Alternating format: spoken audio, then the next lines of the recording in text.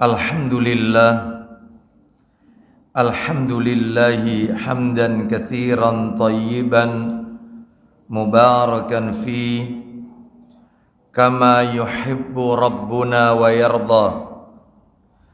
Wa ashhadu an la ilaha illallah wahdahu la syarikalah wa ashhadu anna Muhammadan abduhu wa rasuluh.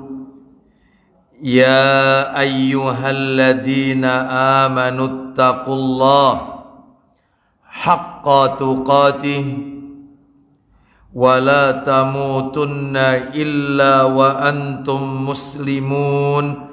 Amma ba'du, fa inna asdaqal hadisi kitabullah wa khairal hadi hadiyu Muhammadin sallallahu alaihi wasallam wa syarral umuri muhdatsatuha wa kullu muhdatsatin bid'ah wa kullu bid'atin dhalalah wa kulla dhalalatin finnar.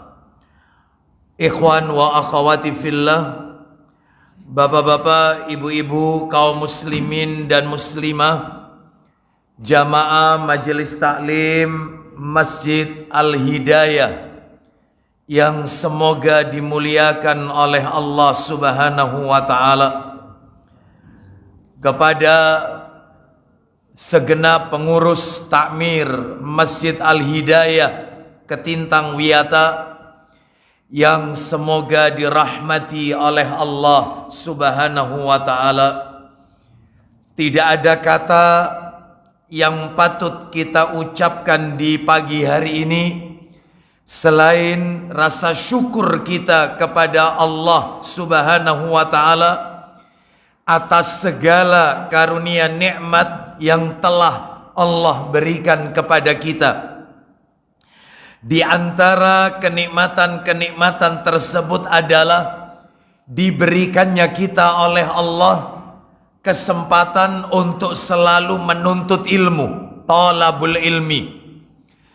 Semoga langkah kaki kita, niat kita dari rumah menuju rumah Allah ini tidak lain untuk menuntut ilmu, semuanya tercatat di sisi Allah sebagai pemberat timbangan amal kebajikan kita kelak di yaumil qiyamah. Lebih dari itu Bapak Ibu sekalian, menuntut ilmu ini memiliki keutamaan yang sangat banyak. Di antara keutamaan menuntut ilmu, ilmu yang dimaksud di sini adalah ilmu yang bersumber dari qala Allah wa qala Rasul wa qala sahabah. Ilmu yang bersumber dari apa yang Allah firmankan, apa yang Nabi sabdakan, dan apa yang dipahami oleh generasi terbaik pada umat ini, yaitu para sahabat Nabi ridwanullah alaihim ajmain. Berarti ilmu yang dimaksud di sini adalah ilmu syar'i, ilmu agama. Keutamaannya banyak Bapak Ibu sekalian. Di antara keutamaannya adalah orang-orang yang menuntut ilmu agama merupakan jalan menuju surga. Sebagaimana Nabi sallallahu alaihi wasallam bersabda dalam riwayat Muslim, "Man salaka tariqan yaltamisu fihi ilman, sahalallahu lahu bihi tariqan ilal jannah." Barang siapa yang menempuh jalan untuk mencari ilmu, maka Allah akan memudahkan baginya jalan menuju surga. Semoga kita semua termasuk di dalamnya. Selain itu Bapak Ibu, ilmu agama ini adalah warisannya para nabi Bapak Ibu. Sebagaimana Nabi sallallahu alaihi wasallam beliau juga bersabda dalam riwayat Abu Dawud. Apa kata Nabi? Al ulama'u warasatul anbiya. Ulama itu adalah pewaris para nabi. Wa innal anbiya'a lam yuwarrisu dinaran wala dirhaman. Dan sesungguhnya para nabi itu tidak mewariskan dinar dan tidak pula mewariskan dirham. Walakin warrasul ilma, akan tetapi para nabi itu mewariskan ilmu. Faman akhadahu akhadha bihadzin wafirin.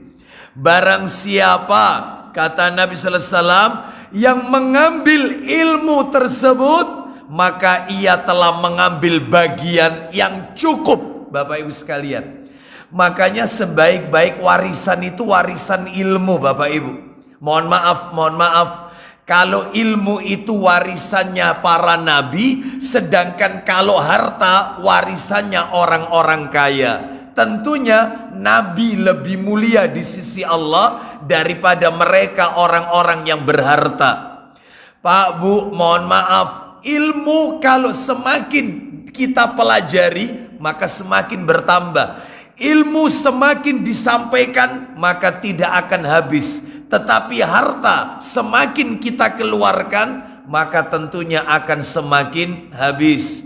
Oleh karena itu maka ilmu agama adalah yang akan mendampingi kita di dunia dan juga nanti sampai menghadap Allah Azza wa Jalla. Bapak Ibu sekalian, bahkan dalam keutamaan yang lain disebutkan ilmu itu akan kekal Bapak Ibu sekalian dan akan bermanfaat bagi pemiliknya walaupun pemiliknya telah wafat. Tetap manfaat. Mana dalilnya? Nabi bersabda, riwayat Muslim, idza matal insanu in qata'a anhu amaluhu illa min salasatin. Apabila seorang hamba itu meninggal dunia, maka terputus seluruh amalannya kecuali 3 perkara. Sekalipun jasadnya telah dimakan oleh bakteri pengurai, kuburannya sudah tidak dikenali lagi karena sudah tidak ada batu nisannya, sudah rata jadi tanah, tetapi 3 ini tetap menyertai mayit, nggak akan putus. Apa itu? Yang pertama, illa min shadaqatin jariyah. Yang pertama sedekah jariyah. Saya nggak akan sebutkan ini ya karena butuh pembicaraan panjang, kita lewati aja. Yang kedua yaitu au ilmin yuntafa'u bih. Ya ini intinya. Ilmu yang diambil orang manfaatnya. Ilmu yang ia pelajari lalu ia amalkan atau ia sampaikan kepada orang lain. Itu nggak akan putus itu sampai nanti menghadap Allah. Jadi kekal ya, bermanfaat bagi pemiliknya walaupun pemilik ilmu itu telah tiada, telah wafat. Lalu yang ketiga, awaladin salihin yadaulah. Doanya anak yang saleh yang selalu mendoakan orang tuanya. Jadi intinya adalah ilmu agama ini mempelajarinya memiliki keutamaan yang sangat besar. Bapak Ibu sekalian rahimani wa rahimakumullah, kalau di dalam Al-Quran, waduh ya banyak tentang keutamaan ilmu. Satu aja Bapak Ibu, satu aja. Bapak Ibu ketika membaca Al-Quran lembaran demi lembaran, ayat demi ayat, Bapak Ibu tidak akan pernah menemukan satu pun ayat Quran. Saya ulang, Bapak Ibu tidak akan pernah menemukan satu saja ayat Quran yang kita disuruh untuk meminta tambahan harta. Nggak ada. Yang ada itu adalah waqur rabbi zidni ilma. Waqur rabbi zidni ilma. Rabbi zidni ilma. Dan katakanlah Rabbi zidni ilma. Wahai Rabbku, tambahkanlah kepadaku ilmu. Gak ada dalam Al-Quran Rabbi zidni malan, ya Allah tambahkanlah hartaku. Gak ada.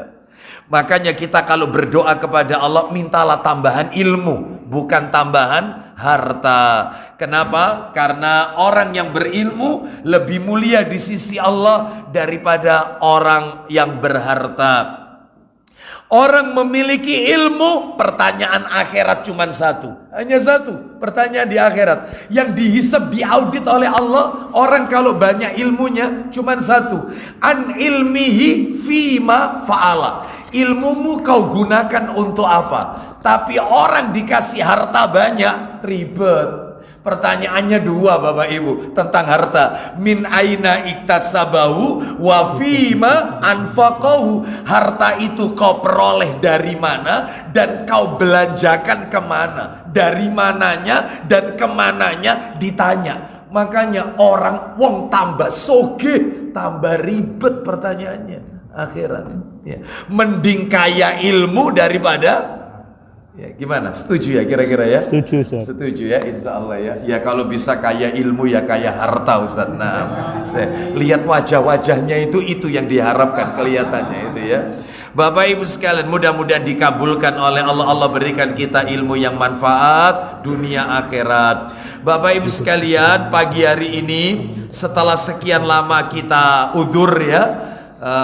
Menurut catatan saya sudah beberapa bulan yang lalu ya kita uzur di Masjid Al-Hidayah, dan insya Allah jika Allah takdirkan kita berpindah jadwal Bapak Ibu sekalian di Ahad pekan yang ketiga, yaitu pagi ya.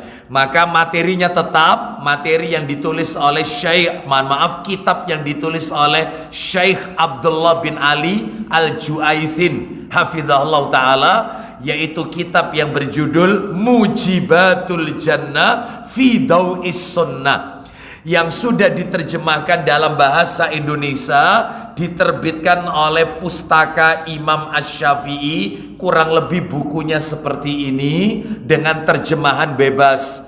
Ini terjemahan bebas, judulnya 62 amalan pembuka pintu rizki. Mestinya kalau lihat judul aslinya, kitab aslinya, nah ini kan ada ini tulisan Arabnya ini. Nah ini judul asli, halaman berikutnya ini sebelum pengantar penerbit. Mujibatul Jannah fi Daw'is Sunnah. Mestinya kalau judul aslinya bukan 62 amalan pembuka pintu surga, mestinya itu judulnya sebab-sebab masuk surga. Jadi tidak terbatas 62 Bapak Ibu. Jalan menuju surga itu banyak, tidak terbatas 62. Rupanya oleh si penulis supaya tidak menambah yaitu ketebalan kitab dan seterusnya, mungkin ada pembahasan yang hampir sama sehingga yaitu diringkas atau dimampatkan menjadi 62 amalan. Baik, pagi hari ini kita akan masuk materi baru Bapak Ibu. Yang pertama saya anggap sudah tuntas ya. Nanti filenya, PDF-nya akan saya kirim. Ya, yang pertama itu apa amalannya? Mudah-mudahan Bapak Ibu masih ingat ya. Amalan yang pertama itu adalah mengucapkan 2 kalimat syahadat dan beramal sesuai dengan tuntunan kandungannya. Jadi bukan hanya membaca 2 kalimat syahadat saja, tetapi memahami rukun-rukunnya kalimat la ilaha illallah, syarat-syaratnya kalimat la ilaha illallah, konsekuensinya 2 kalimat syahadat, paham betul dan diamalkan. Lah itu sebagai jalan menuju surga. Baik, sekarang yang nomor 2 pagi hari ini kita akan bahas. Nomor 2 adalah amalannya. Ya, bagi Bapak Ibu yang bawa bukunya itu ada di halaman 10. Halaman 10, apa itu? Sebab-sebab masuk surga yang nomor 2, beriman dan konsisten. Istiqomah berarti konsisten ini, konsekuen, konsisten. Konsisten, ajek-ajek. Saya ulang. Beriman dan konsisten dalam melaksanakan ketaatan. Oh ya betul, istiqomah maksudnya. Saya ulang, beriman dan konsisten dalam melaksanakan ketaatan serta menjauhi kemaksiatan. Sudah itu nomor 2 itu. Itu jalan menuju surga. beriman kepada Allah, satu, ya. Selain itu juga konsisten dengan imannya, ajak dengan imannya. Jadi imannya tidak fluktuatif, tidak naik turun, yaitu istiqomah dalam ketaatan dan menjauhi maksiat. Nah, itu ya. Mana dalilnya? Bapak Ibu, mohon maaf, di buku ini kalau tidak salah saya hitung, ini di sini disebutkan ada yaitu 5 dalil dalam buku ini. 5 dalil, yang 4 dari Al-Quran, 1 dari hadis Nabi. 4 dari Al-Quran, 1 dari hadis Nabi. 5 dalil. Baik, Bapak Ibu sekalian, dari 5 dalil ini ternyata ada beberapa dalil yaitu sebenarnya tidak masuk dalam pembahasan ini, masuk dalam pembahasan yang lain. Makanya mungkin nanti dalil-dalil yang akan saya bacakan ini kok berbeda dengan isi buku. Nggak usah kaget, karena yang ada di dalam buku ini setelah saya perhatikan sebenarnya itu masuk dalam tema yang lain, tetapi dimasukkan dalam tema ini. Sebenarnya kurang pas, tapi nggak apa-apa ya. Jadi saya akan sebutkan saja dalil-dalilnya. Tetap saya pakai 5 dalil. Beberapa ada yang sama, mungkin ada 1 atau 2 yang berbeda. Baik, dalil pertama yang menunjukkan beriman dan konsisten dalam melaksanakan ketaatan serta menjauhi kemaksiatan, itu jalan menuju surga. Dalil yang pertama adalah Quran, surat Fussilat. Nah, Fussilat itu surat nomor 41, Bapak Ibu. Surat nomor 41 Fussilat, ayatnya ayat 30, ya, tentang istiqomah ini. Surat Fussilat ayatnya ayat 30. Kita dengarkan bersama ayatnya. Ya, Allah Ta'ala berfirman, siap penterjemahnya. Allah berfirman, Innalladzina qalu rabbuna Allahu thumma istaqamu tatanazzalu 'alaihimul malaikatu alla takhafu wa la tahzanu wa abshiru bil jannati allati kuntum tu'adun. kita dengarkan Fussilat ayat 30. Silakan. Sesungguhnya orang-orang yang mengatakan, Bagaimana itu? Rabb kami ialah Allah. Stop, berarti beriman kepada Allah. Beriman itu orang-orang yang mengatakan Rabb kami adalah Allah, Tuhan kami hanya Allah, yang kita ibadahi hanya kepada Allah, meminta hanya kepada Allah, ya, berdoa hanya kepada Allah, ya. Terus lanjut, kemudian mereka meneguhkan pendirian mereka. nah itu tolong terjemahannya ditambah Pak Didik sesuai dengan ayatnya, direvisi. Kemudian mereka istiqomah pada pendirian mereka, sebab di situ ada kata-kata summastaqamu, ayatnya summastaqamu. Jadi arti yang betul, kemudian mereka istiqomah pada pendirian mereka. Ulang lagi dari awal Pak Didik. Kemudian mereka istiqomah pada pendirian mereka. Ulang lagi dari awal. Sesungguhnya orang-orang yang mengatakan Rabb kami ialah Allah. Terus Kemudian mereka istiqomah pada pendirian mereka. Maka malaikat akan turun kepada mereka dengan mengatakan, apa kata para malaikat? Orang itu kalau konsisten dalam ibadah, orang itu kalau ajak tidak fluktuatif dalam beribadah, orang itu kalau konsisten dalam melaksanakan amal ketaatan. Apa kata para malaikat? Janganlah kamu takut. 1. Dan janganlah merasa sedih. 2. Dan gembirakanlah mereka dengan jannah yang telah dijanjikan Allah kepadamu. Jelas sekali. Jadi malaikat mengatakan kepada orang-orang yang beriman dan konsisten dalam beramal, yaitu melakukan amal ketaatan. Yang pertama kata malaikat, yaitu janganlah kamu merasa takut, 1. Dan janganlah kamu merasa sedih, 2. Terus yang ketiga, bergembiralah kamu dengan memperoleh jannah atau surga yang telah dijanjikan Allah kepadamu. Kesimpulannya, berarti orang kalau konsisten istiqomah, maka jalannya adalah jalan menuju surga. Amalan yang bisa membawa seseorang ke surga. Bapak Ibu sekalian, ayat yang tadi kita dengarkan menarik untuk kita ketahui. Apa itu? Ternyata disebutkan di dalam tafsir Ibnu Katsir. Ketika mengomentari ayat ini, jilid 5 Bapak Ibu, Ibnu Katsir, halamannya 211. Itu dikatakan ternyata ayat ini dibaca oleh malaikat 3 keadaan. Ayat ini diucapkan oleh malaikat kepada seorang hamba 3 keadaan. Yang pertama, saat sakaratul maut, orang ketika nazak, malaikat baca ayat ini. Jangan sedih, jangan takut, bergembiralah engkau dengan surga yang dijanjikan kepadamu.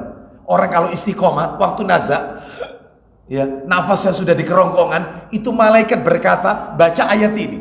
Itu saat sakaratul maut. Itu ada di Ibnu Katsir keterangannya, tafsir Ibnu Katsir. Yang pertama, yang kedua, ketika dibangkitkan.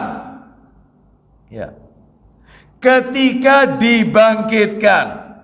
Nah, dibangkitkan dari kubur, malaikat membacakan lagi ayat ini, yaitu dengan jangan takut, jangan sedih, dan bergembiralah kamu dengan surga yang telah dijanjikan oleh Allah kepadamu. Oh, itu. Dan yang ketiga adalah pada saat dia akan masuk ke dalam surga. Wallahu a'lam bishawab. Baik Bapak Ibu sekalian, jadi ini dalil yang pertama. Sekarang kita lanjutkan dalil yang nomor 2. Mirip ayatnya. Dalil nomor 2 ini mirip seperti tadi, yaitu di surat nomor 46 Al-Ahqaf. Ayo dibuka Al-Ahqafnya, surat 46. Surat 46 Al-Ahqaf. Kalau di buku Bapak Ibu, di buku panjenengan, surat Fusilat tadi ada. Ada surat Fusilat. Nah, halaman 11 ada. Terus yang barusan saya sebutkan Al-Ahqaf ada juga. Halaman 12 di buku itu. Ada, tercantum di buku itu. Kita dengarkan ya, surat 46 ayatnya 13 dan 14. Al-Ahqaf surat nomor 46 ayat 13 dan 14. Allah Ta'ala berfirman, Innalladzina qalu rabbuna Allah thumma istaqamu fala khawfun 'alaihim wa la hum yahzanun. Ulaika ashabul jannati khalidina fiha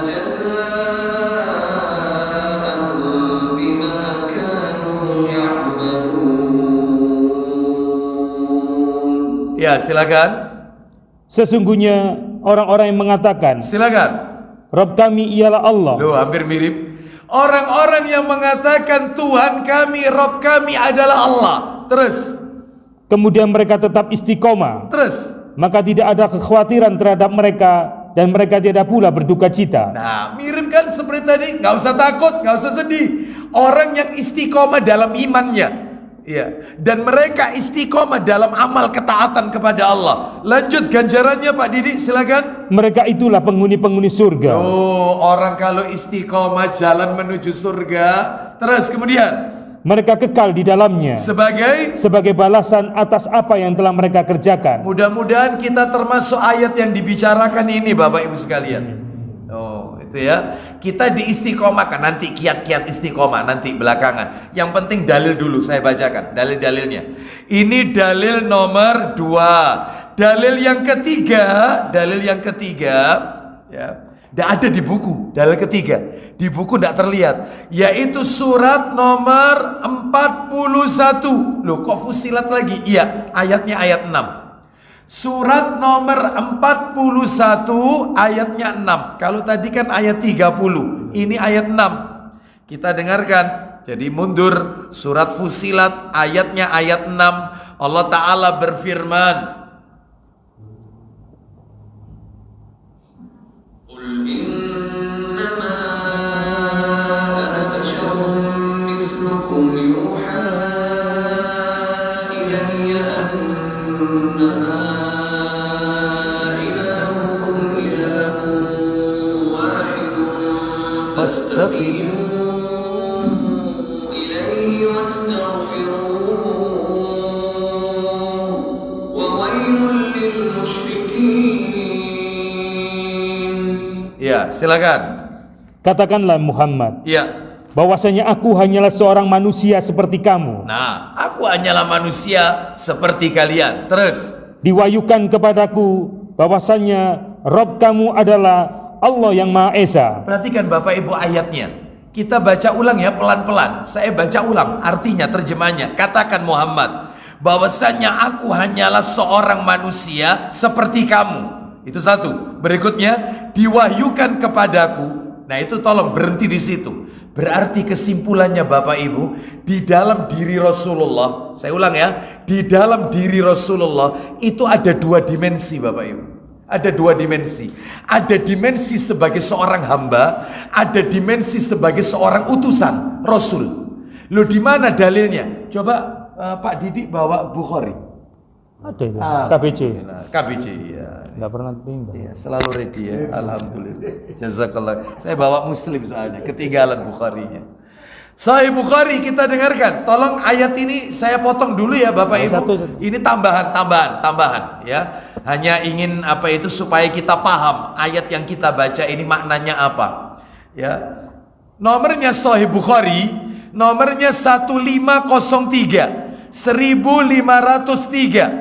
La tutrunin nasara kama la tutruni kama atratin nasara Ibnu Maryam. Baik, sebelum dibaca saya ulang lagi ayatnya yang tadi panjenengan baca, Fussilat ayat 6. Fussilat ayat 6. Saya ulang artinya. Katakanlah Muhammad, saya baca pelan-pelan ya, tolong dipahami dengan baik.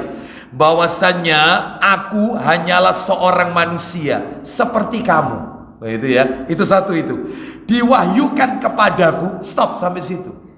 Berarti kesimpulannya di dalam diri Rasulullah itu ada dua dimensi. Rasul itu ya manusia, Nabi Muhammad itu ya manusia seperti layaknya kita, dan Nabi Muhammad itu utusan Allah. Ini yang bikin kita beda sama beliau.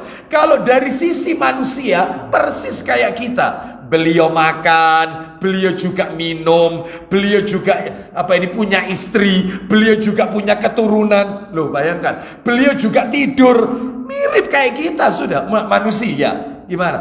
Tetapi ingat, ada dimensi lain yang beda dengan kita. Dimensi apa? Rasul, karena beliau dapat wahyu. Ya ini ayatnya. Lah Pak Didi akan memperjelas Sahih Bukhari 1503. Ayo silakan Pak Didi baca. Dari Umar radhiyallahu anhu berkata, silakan, janganlah kalian, saya mendengar Nabi sallallahu alaihi wasallam bersabda, isinya, janganlah kamu memuji atau memuliakan saya berlebihan sebagaimana orang Nasrani memuji atau memuliakan anak Maryam. Lihat Bapak Ibu, kata Nabi, janganlah kalian memuji saya berlebihan sebagaimana orang-orang Nasrani memuji memuliakan anaknya Maryam. Siapa? Isa. Memangnya Nabi Isa diapakan oleh orang-orang Nasrani? Dituhankan, dikultuskan. Nabi melarang, jangan mengkultuskan aku, jangan memuji memuliakan aku berlebihan seperti orang Nasrani mengkultuskan Isa putra Maryam. Solusinya Pak Didi, lanjut, belum kelar. Saya hanya hamba Allah. Loh, ulang lagi Pak Didi. Saya hanya hamba Allah. Maka katakanlah hamba Allah dan Rasulnya. Loh, ada dua dimensi. Katakan, saya ini hamba Allah dan saya juga utusan Allah. Sebagai seorang hamba seperti kita yang ada di Masjid Al-Hidayah ini. Sama, ya makan, ya minum, ya tidur, ya beristri, ya punya keturunan. Oh, itu yang menjadi ustadz, ngisi kajian di masjid juga. Beliau juga bercanda dengan sahabat-sahabatnya, sama seperti kita. Maaf, beliau juga buang hajat, lu sama seperti kita. Cuman bedanya dengan kita, dimensi satunya. Beliau dapat wahyu, kita nggak dapat. Makanya tolong dudukkan beliau pada porsinya. Tolong jangan dibalik. Beliau sebagai seorang hamba jangan dikultuskan. Jangan. Kayak apa Ustaz mengkultuskan Rasulullah SAW? Oh banyak. Jangan dibahas sekarang ya. Nanti ada yang tersinggung nanti. Ya. Nanti lain waktu aja. Ini ada materi sendiri soalnya ya. Baik, kita lanjutkan. Ini bahasanya apalagi bulan Rabiul Awal lagi ini ya. Sudah, jangan dibahas ya. Intinya adalah ayo kita dudukkan Rasul itu ya hamba, ya utusan. Sebagai utusan wajib kita taati. Sami'na wa ata'na, ucapannya kita benarkan, terus larangannya kita jauhi, beribadah mengikuti petunjuk beliau. Kenapa? Rasul dapat wahyu, tapi beliau sebagai hamba maka ada, yaitu porsinya. Baik, kita lanjutkan sekarang. Kembali ke ini ayat-ayat. Kembali ke ayat surat Fussilat ayat 6. Belum kelar. Ulang lagi Pak Didi ayatnya Fussilat ayat 6 tadi. Katakanlah. Surat 41 ayat 6 tadi. Iya. Ya. Silakan. Ya. Mulai awal. Mulai awal. Silakan diulang lagi. Katakanlah Muhammad, ya, bahwasanya aku hanyalah seorang manusia seperti kamu. Lanjut. Diwahyukan kepadaku. Tadi sudah saya jelaskan. Apa itu yang Allah wahyukan kepada Nabi? Bahwasanya Rabb kamu adalah Allah yang Maha Esa. Terus maka tetaplah pada jalan yang lurus. Nah, istiqomah. Maka tetaplah pada jalan yang lurus, karena bunyi ayatnya fastaqimu, istiqomalah menuju kepadanya, dan wastaghfiru, mohonlah ampun kepadanya. Itu wawailul lil musyrikin, dan kecelakaan besarlah bagi orang-orang yang menyekutukannya. Pak, Bu, saya tanya, mudah-mudahan panjenengan masih ingat sama ayatnya. Yang pegang mushaf, yang pegang aplikasi Quran di Androidnya, sambil panjenengan lihat, setelah Allah memerintahkan kita istiqomah, disuruh apa tadi kita itu? Maka beristiqomalah, tetaplah pada jalan yang lurus kepadanya, dan disuruh apa itu? Disuruh apa? Disuruh mohon apa? Mohon ampun. Kenapa Ustadz orang disuruh istiqomah digandeng sama mohon ampun? Karena orang itu kadang-kadang tidak bisa Makanya maaf kalau ada seorang ustadz mengatakan, maaf ini ya, kalau ada seorang ustadz mengatakan, bapak-bapak, ibu-ibu, kita ini harus menjadi orang yang hari ini harus lebih baik daripada hari kemarin, dan hari esok harus jauh lebih baik daripada hari ini. Tanya sama ustadz itu, ustadz bisa? Ustadz bisa? Nggak bisa.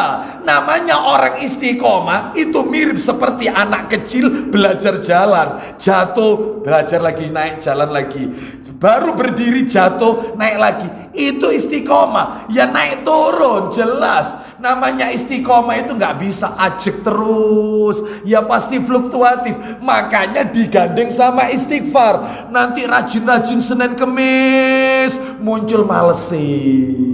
Rajin-rajin kepingin taklim, kepingin one day one juz, satu hari satu juz, muncul malesi. Waduh rek wae bal-balan iki rek MU musuh Deltras. Sudah angel kan? Mulai kendor ya. Rajin-rajin sampai pesen sama temannya, Mbak tolong lho nek ana taklim sapa ustate, tolong aku kandhanono info, aku lebokno grup iya. Begitu rajin taklim nanti satu saat, Mbak wae taklim, aku kok aras-arasen. Ndak istiqomah. Berarti disuruh apa kalau ndak istiqomah? Istighfar. Makanya ayatnya digandeng. Setelah istiqomah suruh istighfar. Karena tidak mungkin orang itu terus lempeng. Nggak mungkin. Naik turun. Iman itu naik turun. Kadang sregep, kadang males. Itu ya, seperti itu. Baik, kita lanjutkan. Itu yang nomor 3, dalil nomor 3. Dalil nomor 4 sekarang. Ya, tinggal satu lagi, setelah itu penjelasannya Bapak Ibu. Dalil nomor 4 adalah Quran surat Al-Jin. Di buku tidak ada. Surat Al-Jin, surat nomor 72 Bapak Ibu. Di buku tidak ada. Ayatnya 16. Surat 72 ayat 16. Surat nomor 72 itu Al-Jin, ayatnya 16. Ayo kita dengarkan pendek ayatnya. Ayat 16. Allah Ta'ala berfirman. Nah ini ya, kita dengarkan. Allah Ta'ala berfirman ayat 16.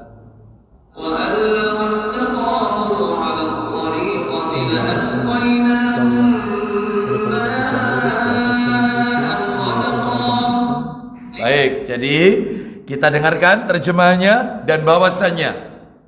Dan bahwasannya, jikalau mereka tetap berjalan lurus di atas jalan itu, yaitu agama Islam. Istiqomah kan maksudnya, lanjut. Benar-benar kami akan memberi minum kepada mereka air yang segar, yaitu rezeki yang banyak. Nah, itu dalam tafsir Mukatsir itu masuk di dalamnya, rezeki yang banyak. Orang itu kalau istiqomah dalam ketaatan, rizkinya akan dicurahkan oleh Allah dari arah yang tidak disangka-sangka, asalkan istiqomah. Ya. Makanya nanti tak kasih tips bagaimana Ustadz supaya orang itu tidak gampang bosenan, karena Allah itu tidak bosen ngasih pahala. Allah nggak bosen ngasih pahala. Yang justru bosenan itu kita. Allah ngasih pahala nggak bosen, kita yang beribadah itu gampang bosenan. Nah, supaya kita tidak bosenan, nah itu ada tipsnya. Nanti saya akan sampaikan. Ya, sekarang dalil terakhir, dalil yang ke-5. Hadis Nabi. Dari tadi kan ayat Quran, sekarang hadis. Silakan dibuka Sahih Muslim. Punya Pak Didi ya. Ayo. Nah, itu. Ceno pahalane akhirnya. Eman ini. Ya. Ya iya sing nguncal ya. Biar ndak lungset ini. Sahih Muslim nomornya 31. Muslim 31. Nomor aslinya 38. Bagi Bapak Ibu yang terbiasa dengan nomor asli atau sudah pernah mendownload 9 kitab hadis, tinggal dimasukkan aja nomor 38. Kalau cetakan terjemahan 31. Ayo dibaca. Dari mana? Dari Abu Amr Sofyan. Ada yang mengatakan Abu Amr Sofyan bin Abdullah As-Saqafi. Ya. Silakan. Dari Sofyan bin Abdullah As-Saqafi radhiyallahu an, ia berkata, Ya. Qultu ya Rasulullah, qul li fil islami qawlan la as'alu anhu ahadan ghairaka. Silakan. dia berkata kepada Rasulullah SAW, ya Rasulullah, ajarkanlah kepadaku suatu perkataan yang aku tidak perlu lagi bertanya kepada orang lain. Nah, wahai Rasulullah, ajarkan kepadaku satu perkataan ya yang mana aku tidak akan tanya kepada orang lain selain engkau. Satu aja. Tolong berikan aku wasiat. Apa wasiatmu untuk saya? Satu aja, dan saya tidak akan tanya kepada orang lain. Nah, kepada selain engkau. Qala, simple. Makanya betul ucapannya Rasul itu termasuk kategori jawamiul kalim. Nabi itu kalau berbicara ringkas, singkat, tapi isinya mendalam. Apa kata Nabi? Qul amantu billah summastaqim. Hanya itu. Amantu billah summastaqim. Silakan, apa kata Nabi? Ucapkanlah, aku iman dengan Allah, kemudian teguhkan pendirianmu itu. Istiqomalah. Iya. Katakan aku beriman kepada Allah, terus istiqomah. Wis itu tuh aja. Cukup itu sudah. Istiqomah. Makanya Nabi itu ucapannya disebut dengan 31. jawamiul kalim. Ucapan yang ringkas, maknanya mendalam. Baik, sekarang kita akan bahas yaitu penjelasan dari 5 dalil yang sudah kita bacakan tadi. Di antara yang akan kita bahas Bapak Ibu ada 4. Ada 4 ini yang kita bahas. Ada 4. Yang pertama adalah Yang pertama adalah definisi istiqomah. Apa sih istiqomah itu? Itu nomor 1 itu, definisi istiqomah. Ya. Yang kedua yang akan kita bahas keutamaan istiqomah. Keutamaan istiqomah. Apa keutamaannya orang itu kalau istiqomah? Yang nomor 3 yang akan kita bahas. Nomor 3. Dalam istiqomah pasti ada kekurangan. Jelas. Pasti ada kekurangan dalam istiqomah itu. Pasti ada. Nggak mungkin bisa sempurna. Itu nomor 3. Nomor 4 terakhir, tips kiat-kiat agar istiqomah. Bagaimana supaya kita ini bisa ajak, nggak bosenan dalam beribadah. Nah, itu bagaimana kiatnya? Sekarang kita bahas terlebih dahulu, yaitu yang pertama, definisi istiqomah. Bapak Ibu sekalian, para alim ulama mendefinisikan istiqomah itu banyak, Bapak Ibu, banyak.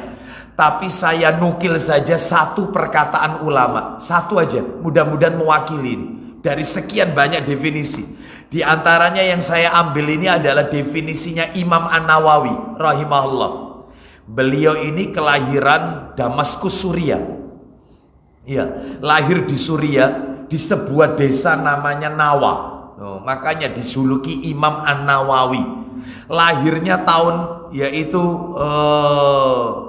mohon maaf 676 dikurangi 45 itu berapa ya? 631. Ya, lahir 631 Hijriah. Lahir, wafatnya 676. Usia wafat 45 tahun. Masya Allah. Tapi karyanya Imam An-Nawawi rahimahullah dinikmati oleh miliaran manusia. Hampir tidak ada pondok pesantren yang tidak ada kitabnya Imam An-Nawawi. Kalau ada ponpes yang tidak ada kitabnya Imam An-Nawawi, mungkin perlu dipertanyakan ponpesnya itu. Ya. Apa itu? Bahkan kalau saya sebut panjenengan bisa melanjutkan nama kitabnya. Anu kok familiar di telinga kita, yaitu kitab Riyadus. Loh, ya langsung Riyadus Shalihin. Itu kitabnya Imam An-Nawawi. Ya, lahir Suriah, wafat juga di Suriah, Damaskus. Baik. Nah, Bapak Ibu sekalian, beliau berkata, mendefinisikan istiqomah. Istiqomah itu adalah luzumu ta'atillah. Hanya itu. Luzumu ta'atillah. Bisa nulisnya. Luzumu lam ya. Oh, ditulis Latin ini. Oh, alah.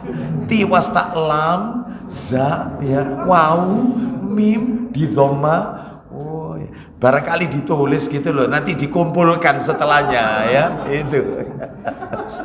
Sudah nggak apa-apa ditulis Latin ya, nggak apa-apa ya. Udah. Luzumu ya, zunya itu u-nya 2 karena pakai waw. Luzumu u-nya 1 aja. Ya, yang zunya itu yang u-nya 2. Luzumu ta'atillah. To-nya itu th. Ta'atillah. Ta'atillah. A-nya pakai ain, pakai koma atas. Ta'atillah. Nah, ya. Nulis Latin aja wangele ya Ustaz. Lo biar enak bacanya, biar tahu kalau ini bukan tak tapi to. Itu ya. Luzumu ta'atillah. Artinya apa? Luzumu ta'atillah artinya adalah tetap konsekuen dan konsisten. Tetap konsekuen dan konsisten dalam ketaatan kepada Allah, yaitu namanya istiqomah. Tetap konsekuen dan konsisten dalam ketaatan kepada Allah. Nah, itu. Baik, kita lanjutkan. Jadi orang yang terus-menerus melakukan itu ya, seperti itu. Maka itu dalam ketaatan kepada Allah namanya istiqomah ya. Sekarang kita lanjutkan yang nomor 2. Nggak panjang-panjang materi pada pagi hari ini ya, langsung aja. Keutamaan istiqomah. Nah, keutamaan istiqomah Bapak Ibu sekalian, keutamaan istiqomah ini ya. Keutamaan istiqomah itu banyak sebenarnya. saya sebutkan sesuai dengan dalil yang panjenengan tulis di awal tadi.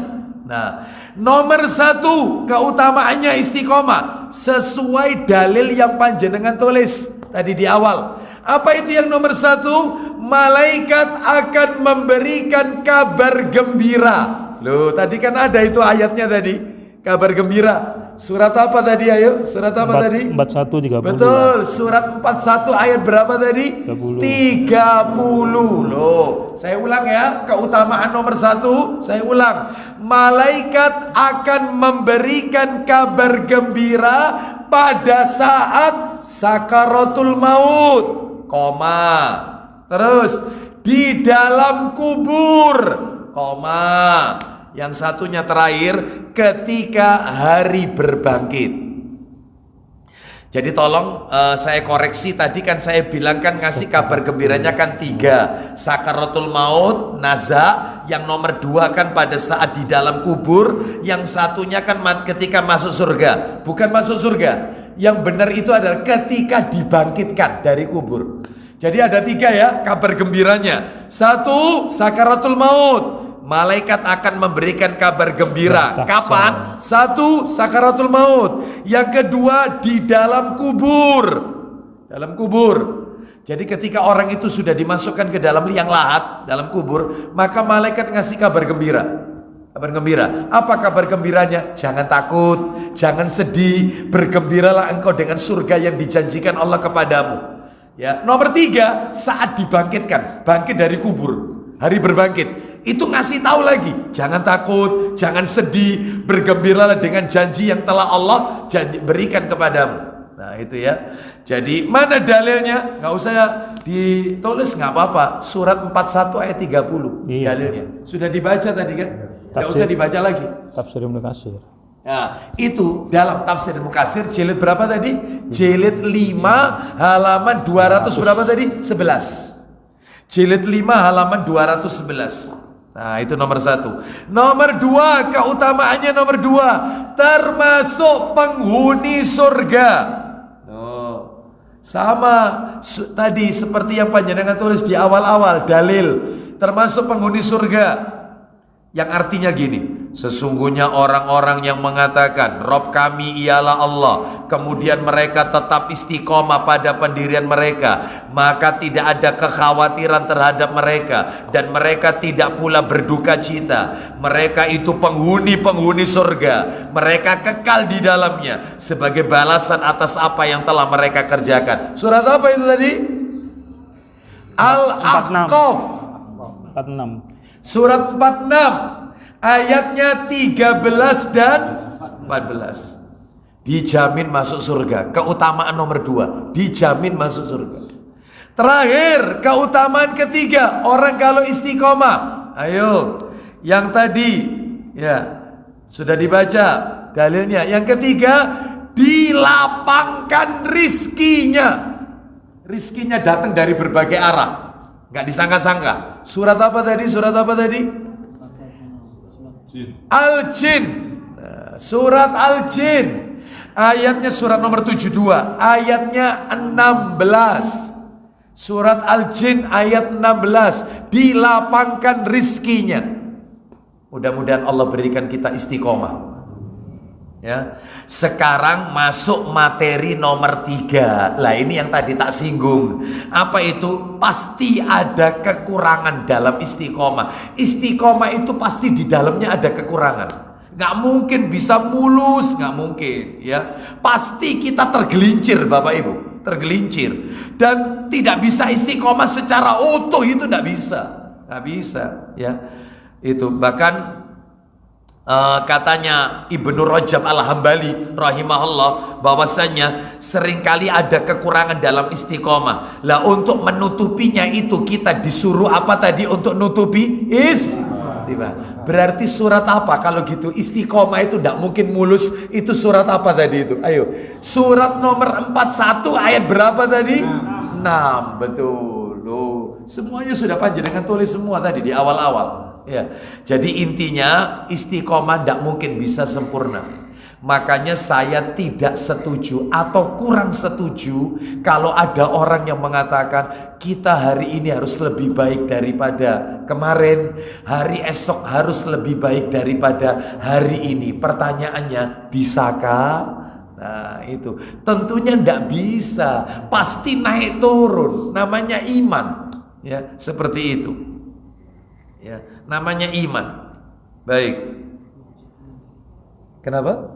Di masjid eling, metu masjid. Nah di masjid eling, begitu keluar masjid lupa, ya kan ada itu dalilnya kalau nggak salah, yaitu dalam Sahih Muslim, sahabat Nabi namanya Handolah. Ada Handolah radhiyallahu anhu, wahai Rasulullah, Handolah munafik.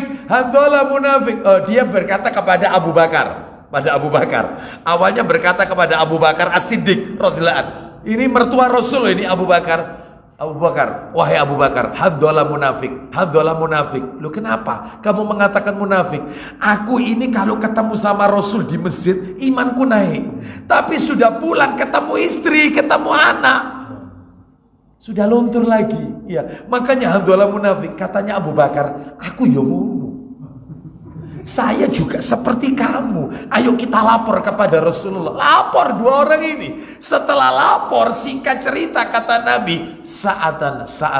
Ada kalanya orang itu turun, ada kalanya orang itu naik. Tetapi kalau kau istiqomah, ketika kau bersamaku dan kau tetap istiqomah, seperti keadaanmu ketika bersamaku, kau tetap ingat Allah, kau tetap imanmu terus kau jaga, maka setiap kau jalan, tanganmu disalami oleh malaikat, kata Nabi. Setiap kau berjalan, tanganmu itu disalami oleh malaikat. Seperti itu. Makanya ini menunjukkan kepada kita selevel sahabat, ya, selevel sahabat masih yaitu fluktuatif. Oleh karena itu apalagi kita yang bukan tabiin aja bukan, tabiin juga bukan, ya. Makanya pasti ada kekurangan. Nah, untuk nutupi kekurangan itu istighfar.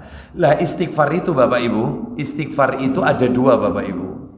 Istighfar itu ada dua. Ini tambahan ya, ini tambahan ini. Istighfar itu ada dua. Ada istighfar itu yang di lisan, ada istighfar itu yang dengan amalan anggota badan. Ada. Contohnya istighfar yang di lisan, banyak istighfar di lisan. Contohnya setelah sholat, setelah salam kan istighfar. Astagfirullah. Allahumma antas salam. Itu istighfar lisan. Contoh zikir pagi petang, sayyidul istighfar. Allahumma anta rabbi, la ilaha illa anta khalaqtani wa ana abduka. Yarhamukallah. Jadi ini istighfar di lisan. Contoh lagi. Zikir pagi petang, astaghfirullah wa atubu ilai, astaghfirullah wa atubu ilai. Aku meminta ampun kepada Allah dan bertobat kepadanya 100 kali kan? Itu di lisan. Itu lisan. Istighfar yang kita ucapkan di lisan. Contoh lagi istighfar di lisan. Bapak Ibu kalau sholat, terutama kalau rokok sama sujud, itu kan ada bacaan rokok dan sujud. Subhanakallahumma wa bihamdika Allahumma ghafirli. Ya Allah ampunilah aku. Itu istighfar. Termasuk duduk di antara dua sujud, itu ada istighfarnya. Duduk di antara dua sujud. Allahumma firli warhamni wajburni. Ya Allah ampunilah aku, rahmatilah aku, penuhi kebutuhanku. Wajburni warfa'ni, angkat derajatku. Ya, wa'afini, maafkanlah aku. Warzukni, dan berilah aku rizki. Itu juga istighfar. Allahumma firli atau Rabbi firli warhamni wajburni. Itu istighfar, tapi di lisan. Sekarang yang menarik itu ada istighfar dengan anggota badan. Lisannya nggak ngucap, tapi anggota badan banyak. Contoh salaman tangan.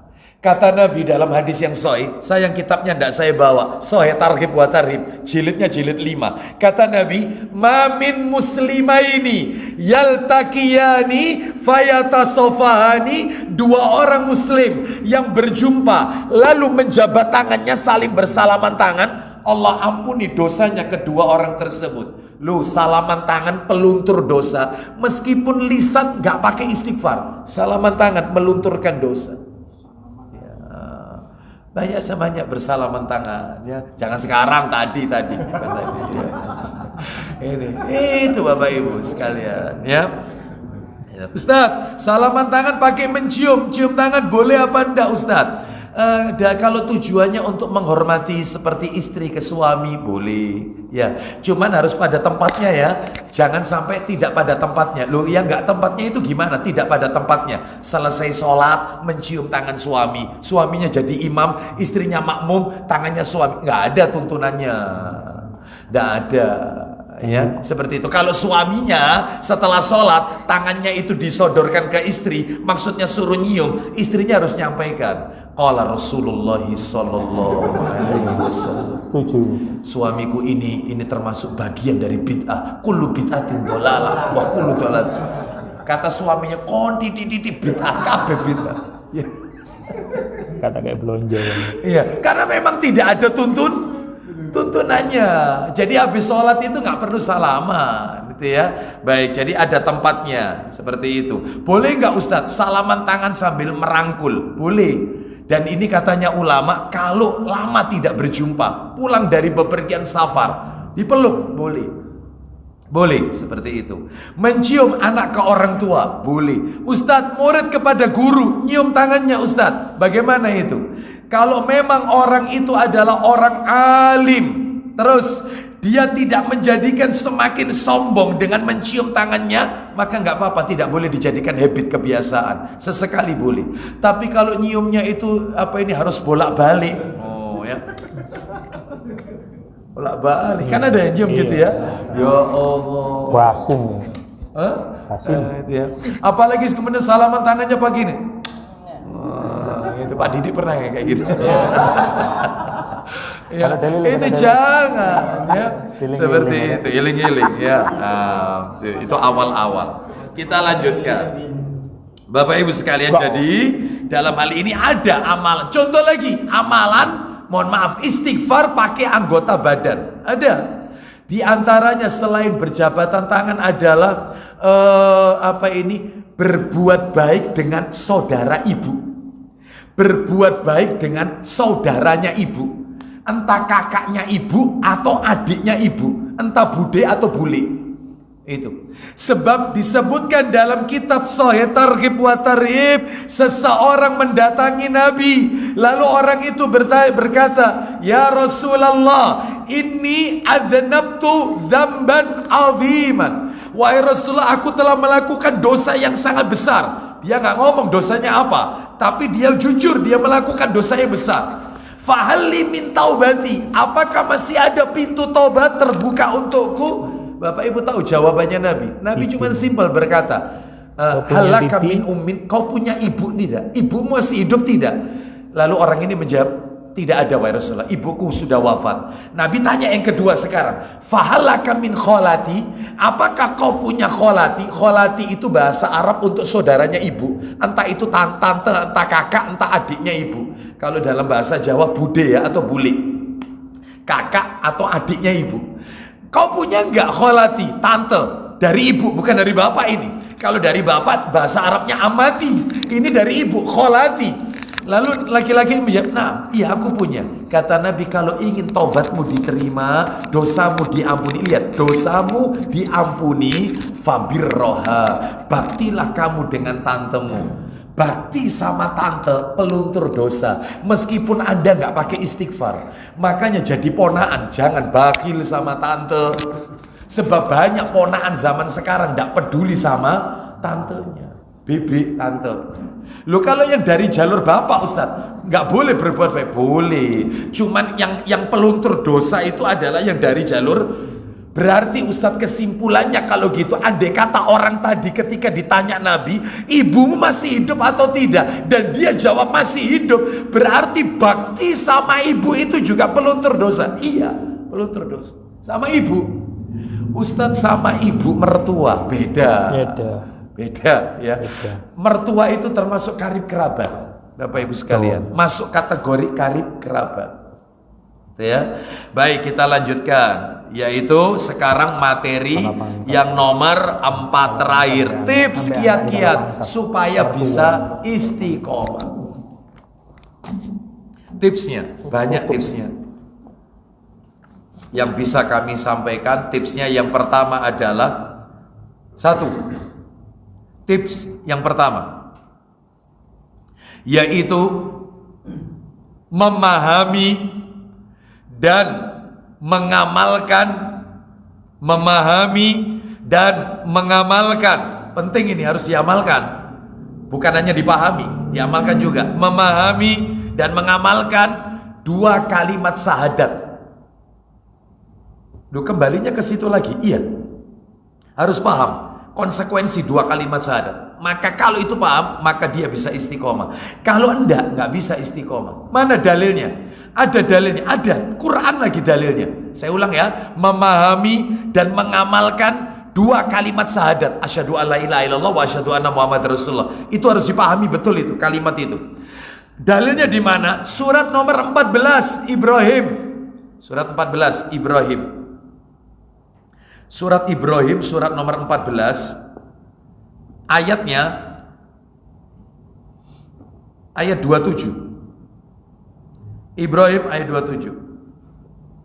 Allah Ta'ala berfirman, surat Ibrahim ayatnya 27. Yusabbitullahu alladhina amanu bil qawli tsabiti fil hayatid dunya wa fil akhirah wa yudhillullahu adh-dhalimin wa yudhillullahu adh-dhalimin wa yaf'alullahu ma yasha'. Silakan.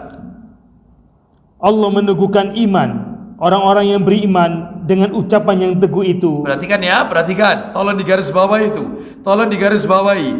Allah meneguhkan iman orang-orang yang beriman dengan ucapan yang teguh. Lanjut. Dalam kehidupan di dunia dan di akhirat. Dan Allah menyesatkan orang-orang yang zalim dan memperbuat apa yang dia kehendaki. Baik, saya akan tunjukkan maksudnya ayat ini Bapak Ibu. Disebutkan yaitu di dalam hadis riwayat Muslim. Ayo dibuka, penjelasannya dalam Sahih Muslim. Ayat ini dijelaskan oleh Nabi dalam Sahih Muslim. Nomornya 2447, belakang-belakang 2447. Ayat ini surat Ibrahim ayat 27 ditafsirkan oleh Nabi, dijelaskan oleh Nabi dalam hadis beliau. Sahih Muslim 2447, nomor aslinya 2871, nomor asli 2871, nomor asli. Silakan Pak Didi baca, silakan. Dari Al-Bara' bin Azib radhiyallahu an, dari Nabi sallallahu alaihi wasallam, beliau bersabda, isinya Allah Ta'ala meneguhkan iman orang-orang yang beriman dengan ucapan yang mantap. Yaitu maksudnya Ibrahim tadi. Lanjut, terus. Kata beliau, ayat itu diturunkan mengenai azab siksa kubur. Nah, terus. Si mayat ditanya, siapa Robmu? Siapa Robmu? Terus. Jawabnya, Robku Allah. Terus. Dan Nabiku Nabi Muhammad SAW. Lanjut. Begitulah firman Allah Azza wa Jalla, yaitu yang artinya di dalam surat Ibrahim ayat 27. Nah, tadi kita baca. Terus. Allah meneguhkan iman orang-orang yang beriman dengan ucapan yang mantap dalam kehidupan dunia dan akhirat. Berarti kalau begitu kesimpulannya, supaya kita bisa istiqomah, maka pahami dan amalkan isi 2 kalimat syahadat. Sehingga nanti ketika di dalam kubur kita bisa menjawab pertanyaan malaikat Mungkar dan Nakir, malaikat penanya kubur. Nah itu. Jadi Bapak Ibu sekalian, ini menunjukkan kepada kita pentingnya belajar tauhid, itu ya, memahami makna la ilaha illallah dan memahami makna Muhammad Rasulullah. Nah itu, ya. Baik. Adapun kalau meninggal Bapak Ibu, nazak sakaratul maut, kita disuruh membimbing orang yang nazak itu dengan ucapan la ilaha illallah saja. Gak pakai Muhammad Rasulullah, gak usah, cukup la ilaha illallah. Tapi ada yang komen, Ustadz, kalau la ilaha illallah, khawatirnya itu nanti itu Ustadz ndak notut la ilaha meninggal. Lah terus gimana, kan cenderungnya ateis, tidak ada Tuhan, tidak ada Tuhan. Nah kan begitu, ya. Sehingga gimana ini? Maka jawabannya kata para alim ulama adalah orang yang mau nazak mengucapkan la ilaha illallah itu nggak sampai, hanya sekedar la ilaha, padahal dia itu pengen, niatnya itu mengucapkan itu, tapi karena beratnya sakaratul maut nggak sampai ilallah, nggak sampai. Maka innamal a'malu binniyat, dia sudah tercatat seperti mengucapkan kalimat la ilaha illallah. Karena dalam hatinya pengen, tapi lisan nggak nutut. Karena beratnya kalimat tauhid la ilaha illallah. Ya, makanya ini menunjukkan kepada kita pentingnya belajar tauhid.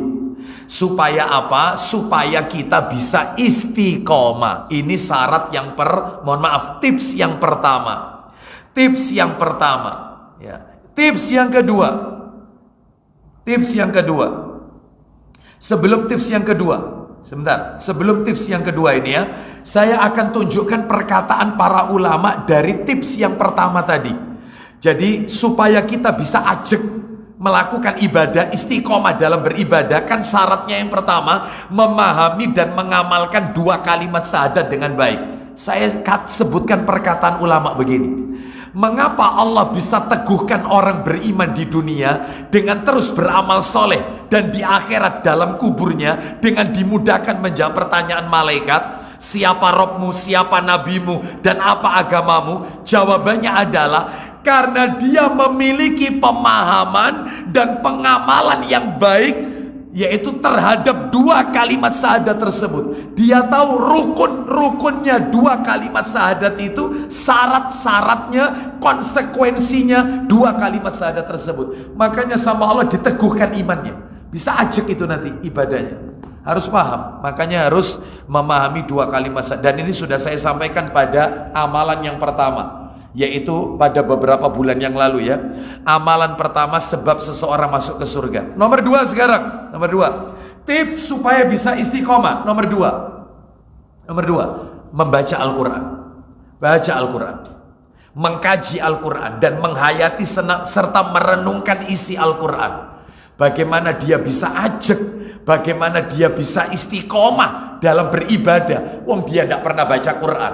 Makanya orang kalau sergap baca Quran, bukan hanya baca, dipahami, dihayati, direnungkan, Allah akan jadikan dia itu istiqomah, ajak dalam beribadah. Ada dalilnya, ada. Allah sebutkan surat 16. Ayo surat 16.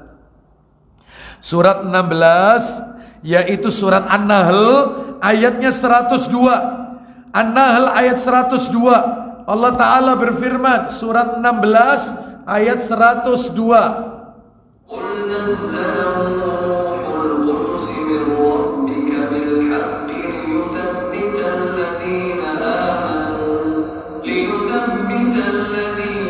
آمَنُوا وَهُدًى وَبُشْرَى لِلْمُسْلِمِينَ. Ayo kita dengarkan terjemahannya, silakan. Katakanlah Muhammad, Iya. Rohul Kudus atau Jibril. Stop. Ruhul Kudus atau Jibril. Bapak Ibu harus tahu, malaikat Jibril itu punya beberapa nama, Bapak Ibu. Jibril itu punya beberapa nama. Yang pertama, Jibril itu juga disebut ruh.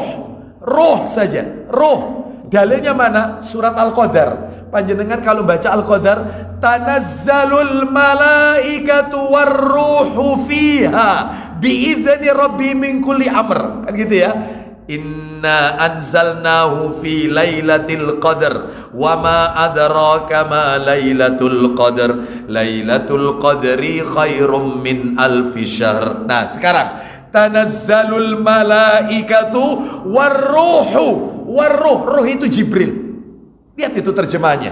Dan para malaikat turun serta Jibril. Jadi nama lainnya Jibril itu roh, itu nomor satu. Nomor dua, Jibril itu punya nama lain Ruhul Amin. Ruhul Amin. Ruhul Amin itu ada di Quran. Ada di Quran. Nama lainnya Jibril, Ruhul Amin. Yang ketiga, Jibril punya nama lain Ruhul Kudus. Ya ini. Qul nazzalahu Ruhul Kudusi. Nah, itu nama lain daripada Jibril. Ayo ulang lagi Pak Didik terjemahannya. Katakanlah Ruhul Kudus yaitu Jibril. Silakan. Katakanlah Muhammad, Rohul Kudus yaitu Jibril, menurunkan Al-Quran itu dari Rabbmu dengan benar. Nah, sekarang tipsnya supaya istiqomah. Apa itu? Supaya kiatnya untuk meneguhkan hati orang-orang yang telah beriman. nah itu supaya dia istiqomah, hatinya itu teguh ya, dan menjadi petunjuk serta kabar gembira bagi orang-orang yang berserah diri kepada Allah. maka kata para alim ulama, orang yang giat baca Al-Quran, merenungkan isi Al-Quran, memahami isi Al-Quran, maka dia akan lebih kokoh dan teguh dalam agama. Inilah kiat yang mesti kita jalani supaya kita bisa istiqomah. Jadi Quran itu bukan hanya sekedar dihatamkan, hatam, bukan. Dipahami baca. Satu ayat maknanya apa, buka tafsirnya. Tafsir, oh maknanya ini. Lanjutkan ayat berikutnya, oh maknanya ini. Asbabun nuzulnya ini, oh maksudnya ayat itu ini. Maka Allah akan jadikan hatinya itu kuat, teguh dalam beramal, istiqomah. Nah, ya. Tapi kalau cuman one day one juz, sebulan hatam Quran, bahkan kurang dari sebulan sudah hatam, cuman sekedar hatam, maka dalam hal ini tetap dapat pahala, karena satu huruf 10 pahala. Alif lam mim berarti 3 huruf 30 pahala tetap. Tapi ini tidak masuk kategori kita bisa istiqomah. Makanya satu ayat baca artinya, tahu ayat, tahu arti, tahu makna, tahu tafsirnya. Nah, begitu. Berarti ya lama Ustadz ya. Iya, makanya bertahap terus ya. Seperti itu. Baik, kita lanjutkan. Sekarang yang nomor 3. Di rumah Bapak Ibu ada tafsir tidak? Kitab tafsir? Nah, ya. Kalau bisa yaitu yang dipakai adalah kitab tafsir yang masyhur. Nah, entah itu tafsir Qurtubi, entah tafsir At-Tabari, atau tafsir Ibnu Katsir itu ya. Baik, kita lanjutkan. Sekarang yang ketiga, yaitu iltizam. Apa itu iltizam? Komitmen. Memiliki iltizam, komitmen dalam menjalankan syariat Allah. Oh iya, punya kemauan kuat dalam menjalankan syariat Allah. Seperti itu, punya kemauan kuat. Sebab ada orang itu yang cuman berkata tapi kemauannya tidak kuat. Contoh, ada orang kepingin yaitu istiqomah sholat tahajud. Saya pingin tiap malam sholat tahajud. Ya, ternyata kemauannya lemah. Ya, artinya tekad untuk merealisasikan itu lemah. Contohnya, dia tidak tidur awal malam, tidurnya malah di akhir malam. Lah ini berarti dia tidak punya kemauan kuat untuk tahajud. Ya, sebab mana mungkin dia bisa bangun kalau tidurnya di akhir malam. Yang kedua, yaitu dia tidak berusaha untuk berdoa kepada Allah supaya Allah yaitu memberikan kekuatan kepada dia untuk bisa bangun di malam hari, atau dia tidak pesan kepada istrinya, atau dia juga tidak pasang alarm. Nggak ada kemauan tekad itu, ya nggak bisa, tidak ada dipaksakan, semua harus dipaksa Bapak Ibu. Semua itu kalau kepingin istiqomah awalnya harus dipaksa, sebab kalau tidak nggak mungkin bisa istiqomah. Tahajud juga begitu, kalau tidak dipaksa ya nggak bisa, selamanya nggak bisa sholat tahajud. Nanti kalau sudah dipaksa, lama-lama kebiasaan, nggak pakai alarm, nggak pakai jam beker, nggak pakai pesen, tiba-tiba jam 2 malam bangun dengan sendirinya. Wis kebiasaan. Awalnya itu harus dipaksa. Awalnya harus dipaksa. Ya, seperti itu. Kita lanjutkan Bapak Ibu sekalian, ya. Itu. Dalilnya mana? Dalilnya silakan dibuka Sahih Muslim. Sahih Muslim. Nomornya tuh, sebentar. Sahih Targhib wa Tarhib. Ini kitabnya, bukan Sahih Muslim. Dalam kitab Sahih Targhib wa Tarhib. Ya.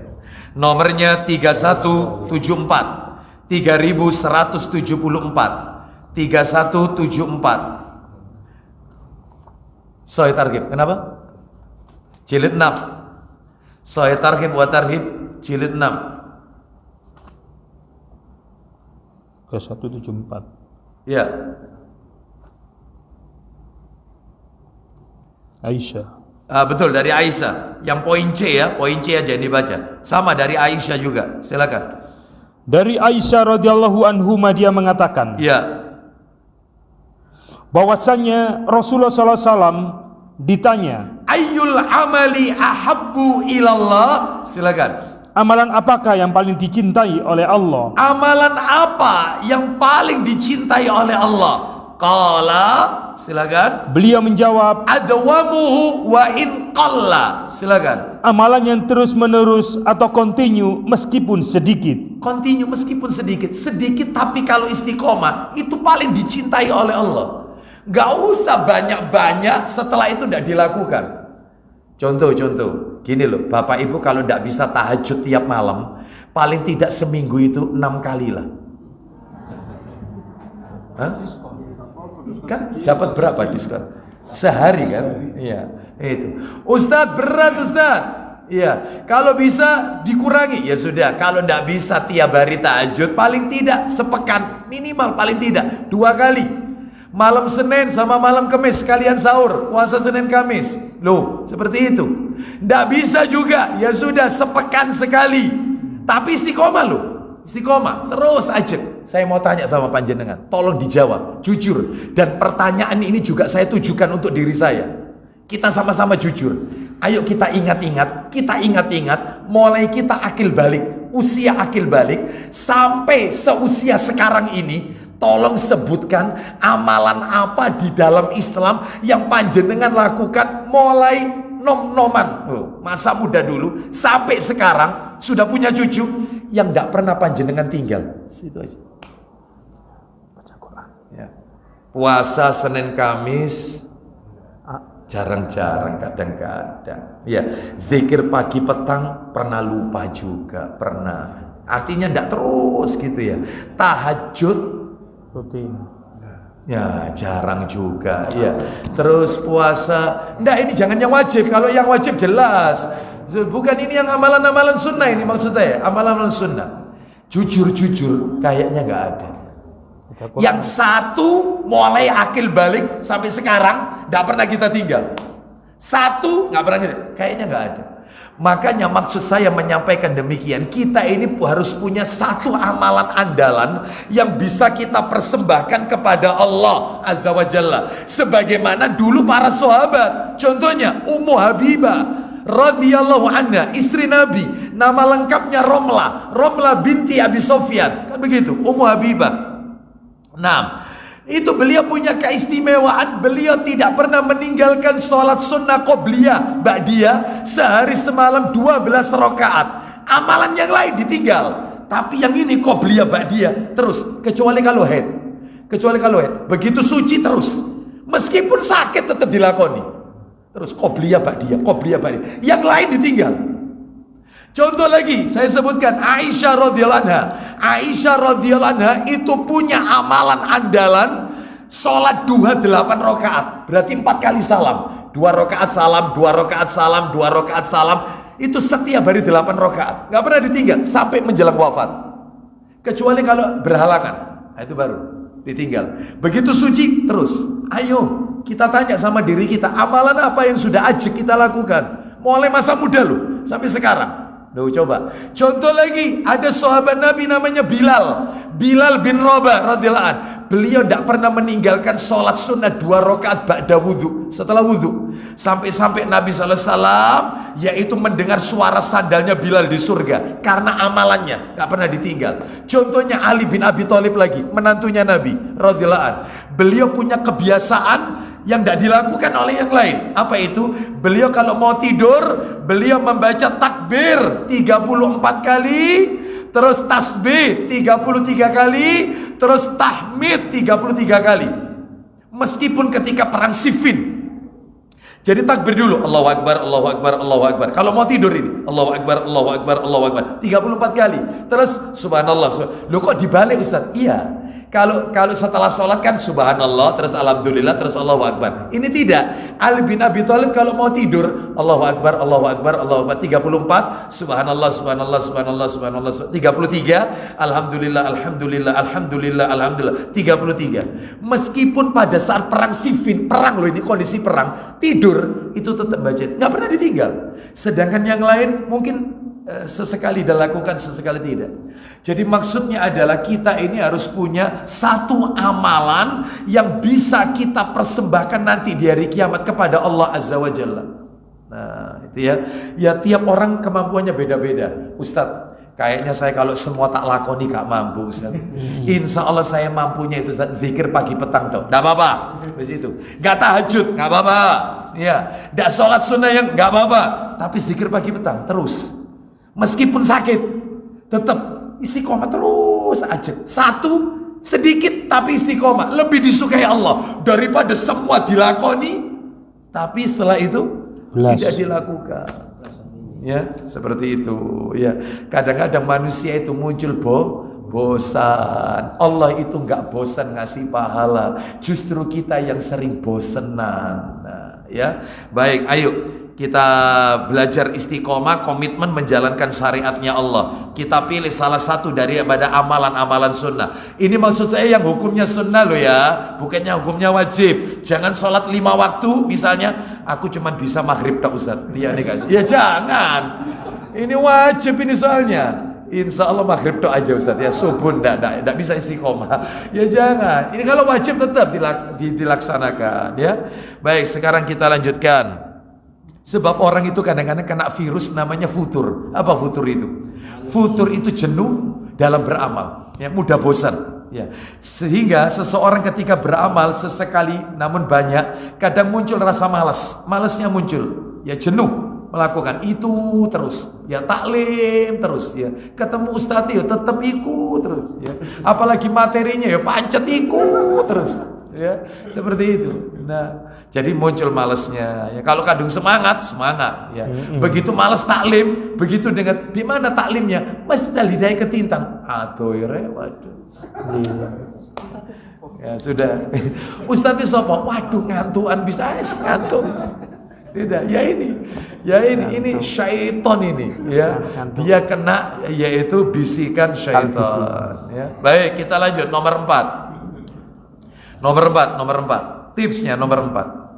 Tipsnya nomor 4, memperbanyak doa kepada Allah supaya bisa istiqomah. Doa,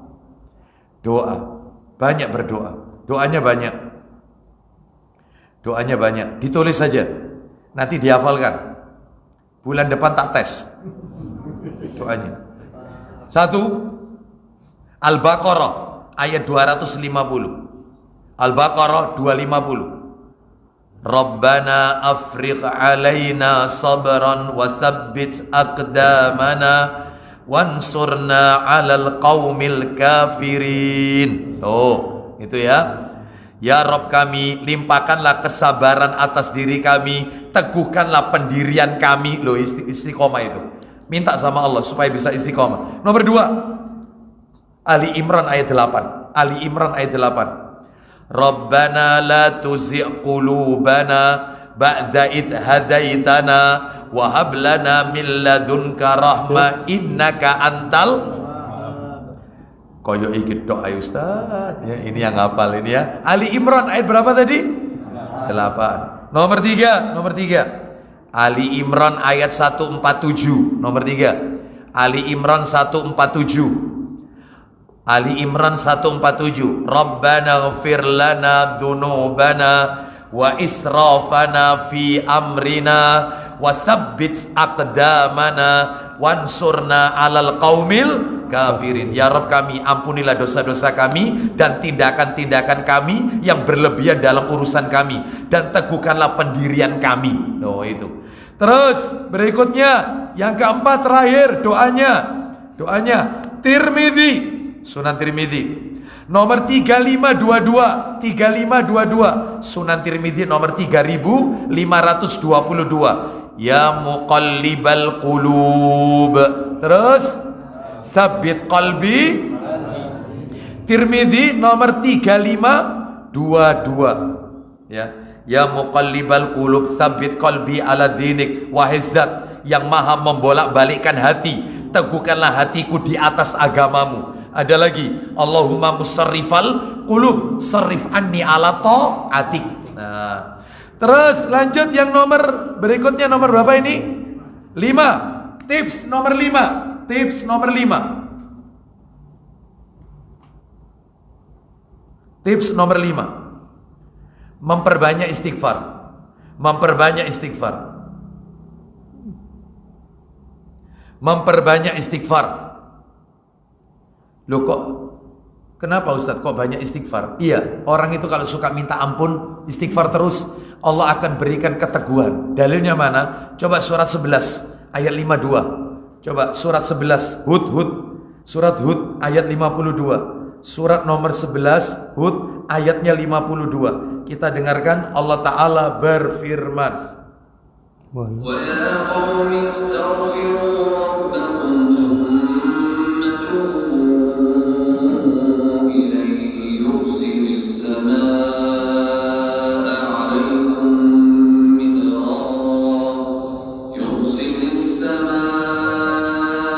عَلَيْكُمْ مِدْرَارًا وَيَزِدْكُمْ قُوَّةً إِلَى قُوَّتِكُمْ وَلَا تَتَوَلَّوْا مُجْرِمِينَ. Nah itu kan, silakan. Dan dia berkata, Apa kata Nabi Hud kepada kaumnya, kaum Ad? Silakan. Hud hai kaumku, mohonlah ampun kepada Rabbmu, lalu bertobatlah kepadanya. Jadi Nabi Hud berkata kepada kaumnya, istighfarlah dan taubatlah. Suruh minta ampun, suruh bertobat. Kenapa? Niscaya dia menurunkan hujan yang sangat deras atasmu. Stop. Makanya kalau musim kemarau banyak istighfar. Istighfar. Maka Allah akan turunkan hujan yang deras. Istighfar dan taubat. Terus yang berikutnya, kalau orang itu istighfar dan taubat, apa yang akan Allah berikan? Dan dia akan menambahkan kekuatan kepada kekuatanmu. Allah akan menambahkan kekuatan di atas kekuatanmu. Artinya ibarat HP, kalau sudah drop, lowbat, maka harus dicas. Lah ngecasnya itu istighfar, Bapak Ibu. Ya, istighfar. Jadi orang kalau memperbanyak istighfar, maka Allah akan berikan kekuatan lagi, energi baru, supaya bisa istiqomah. Lah istighfarnya kayak apa? Tadi sudah saya sampaikan. Ada berapa macam tadi istighfar itu? Ada 2. Ada istighfar di lisan, ada istighfar dengan amalan anggota badan. Kita lanjut, yaitu yang nomor 6. Nomor 6, saya tutup sampai 7 ya. Nomor 6, pilihlah amal soleh sesuai kemampuan. Pilihlah amal soleh sesuai dengan kemampuan. Jangan memperberat. Pilih amal soleh sesuai kemampuan. Buka Sahih Muslim. Pak Didik minta tolong. Nomor 754. Sahih Muslim 754. Muslim 754. Dari Aisyah radhiyallahu anhuma. 754. Ketemu? Ya. Ya. Silakan. Dari Aisyah radhiyallahu anhuma ia berkata, Ya. Rasulullah SAW mempunyai sehelai tikar Terus. yang dibentangkannya malam hari, Lanjut. sehingga merupakan tabir sebuah kamar tempat beliau sholat. Baik. Belum poinnya. Lanjut. Lalu orang yang banyak sholat pula mengikuti beliau. Teruskan. Belum poinnya. Pada suatu malam mereka berkumpul pula. Maka bersabda Rasulullah SAW kepada mereka, Ya. hai orang banyak, Nah ini poinnya. Silakan. kerjakanlah amal ibadah itu sekedar kemampuanmu. Ulang lagi, kerjakan ibadah itu Kerjakanlah amal ibadah itu sekedar kemampuanmu, sesuai dengan kemampuan kalian, nggak usah memperberat. Lanjut. agar kamu dapat melakukannya secara tetap atau istiqomah. Nah, terus. Sesungguhnya Allah tidak pernah bosan memberi pahala. Allah itu nggak bosan, kata Nabi, ngasih pahala. Tetapi kamulah, lanjut. Sehingga akhirnya kamulah yang bosan mengerjakan ibadahmu. Nah, baik. Terus.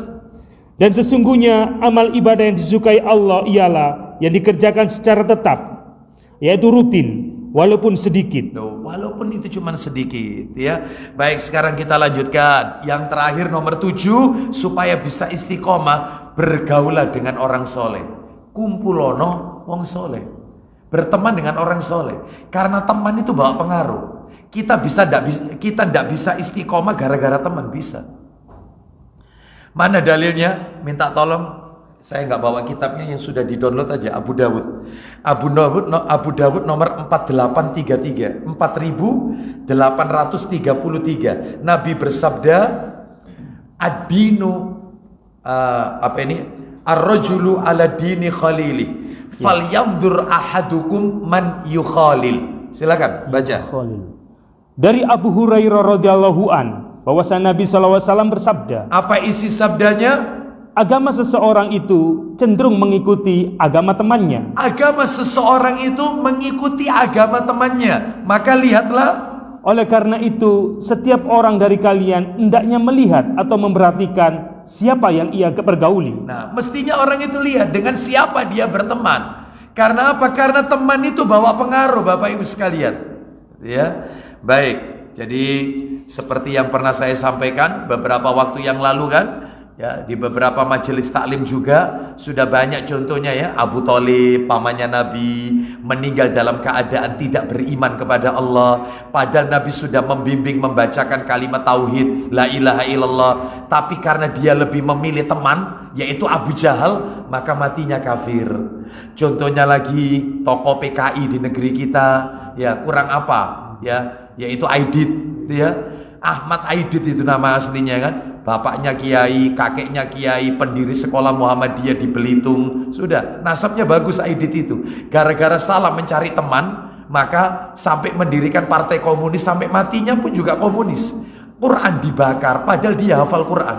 Bayangkan, seperti itu. Gara-gara salah cari teman. Namanya pun dirubah Ahmad, diganti DN. Apa DN itu? Dipa Nusantara. Loh coba, semuanya itu teman. Hati-hati, teman media sosial, teman di lingkungan kita. Hati-hati dengan siapa kita berteman. Itu yang membuat kita tidak istiqomah. Wallah alam bisa. Bahkan dalam Al-Quran tidak sedikit ayat-ayat yang menjelaskan orang-orang yang mengalami kerugian gara-gara salah mencari teman. Coba minta tolong dibuka ayat Quran, suratnya surat nomor 25 Al-Furqan. Ya, surat 25 Al-Furqan ayatnya 27 sampai 29. Surat 25 ayatnya ayat 27.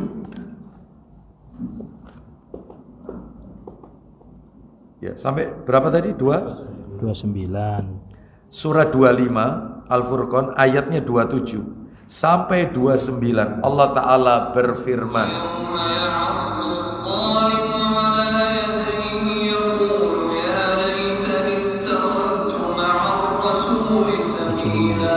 ya wailata laitani lam attakhidh fulanan khalila laqad adallani 'anil dhikri ba'da idh ja'ani wa kana asy-syaitanu lil insani khadula.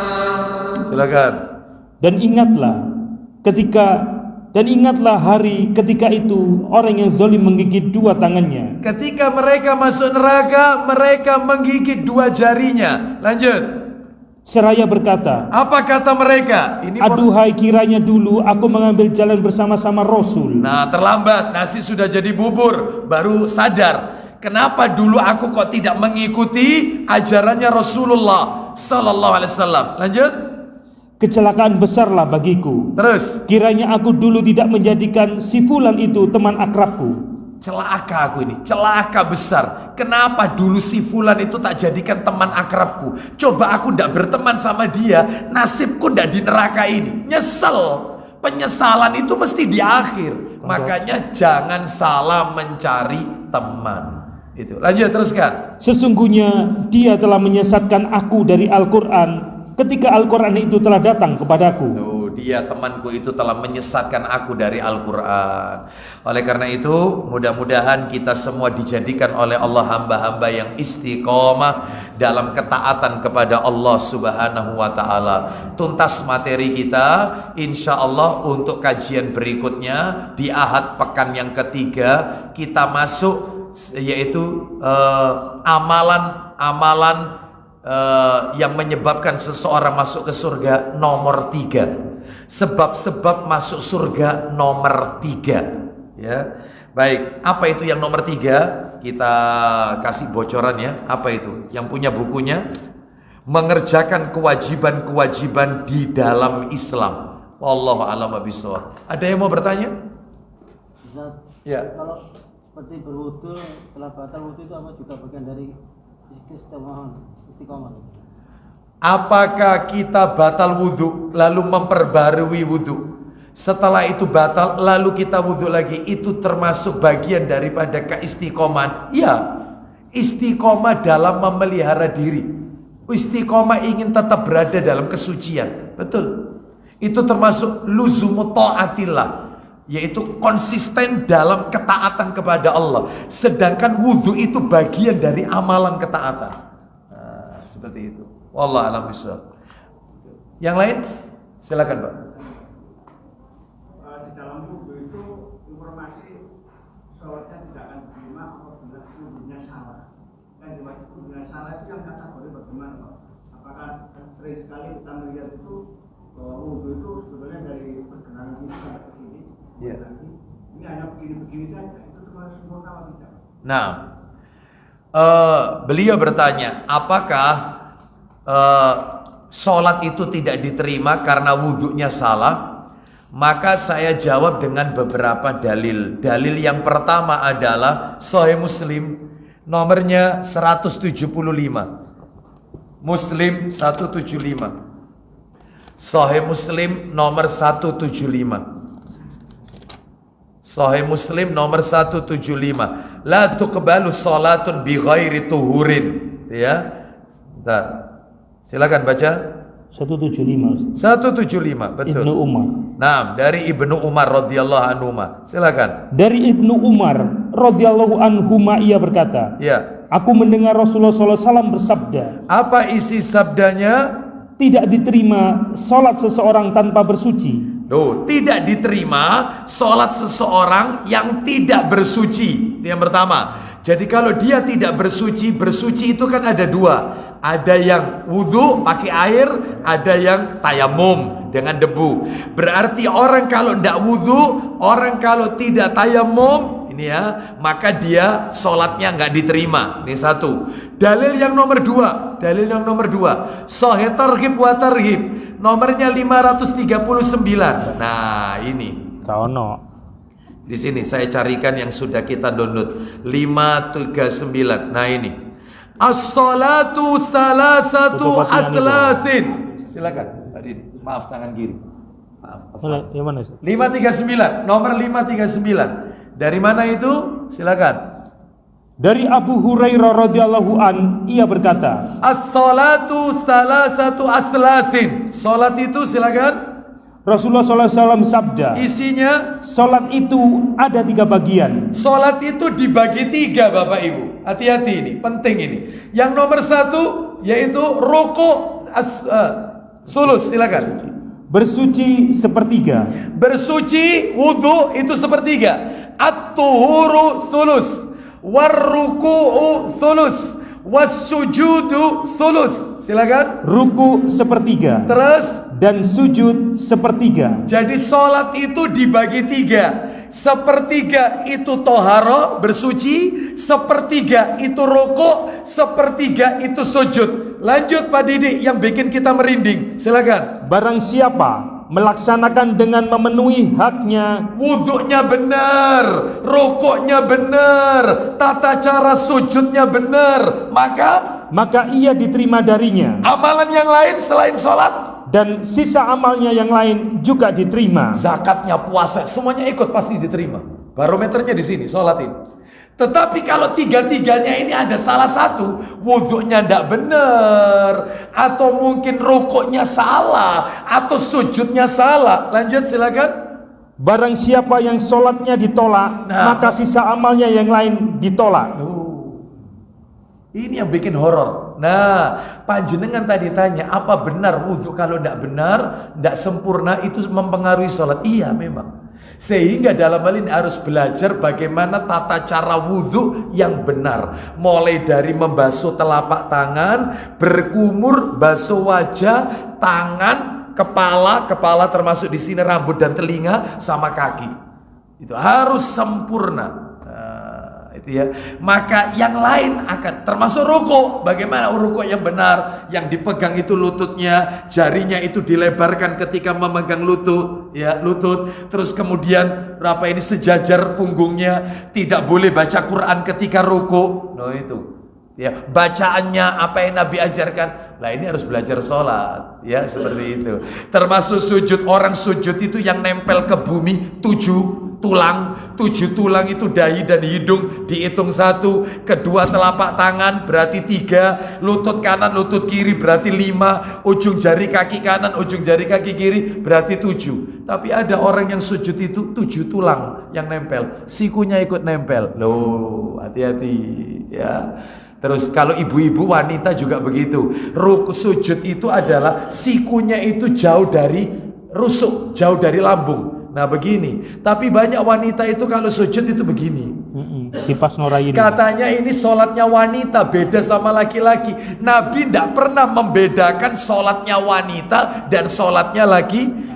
Nabi hanya mengatakan sallu kama ra'aitumuni usolli. Sholatlah kalian sebagaimana kalian melihat aku.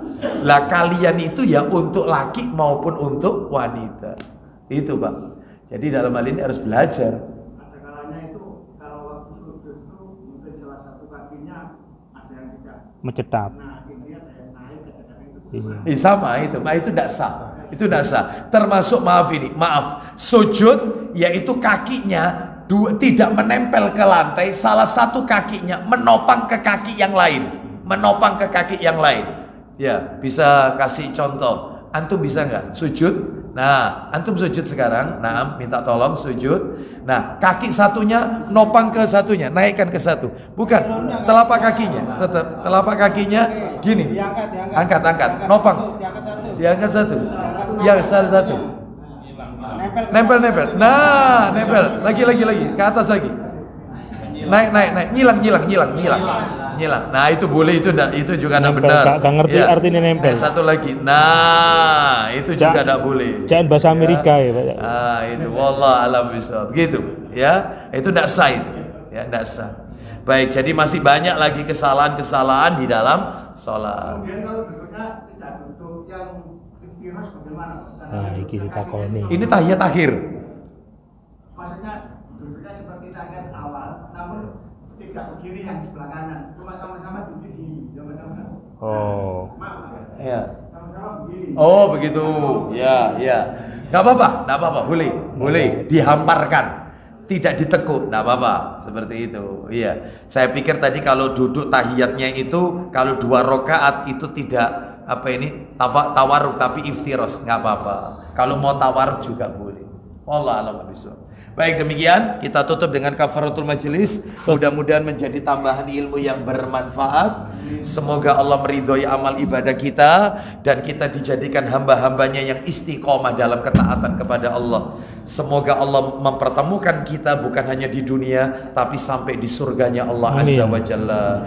Kita tutup wassallallahu ala nabiyyina wa ala alihi washabihi wasallam. Subhanakallahumma wa bihamdika asyhadu an la ilaha illa anta astaghfiruka wa atubu ilaik. Wa akhiru da'wana anil hamdulillahi rabbil alamin. Assalamualaikum warahmatullahi wabarakatuh. Waalaikumsalam.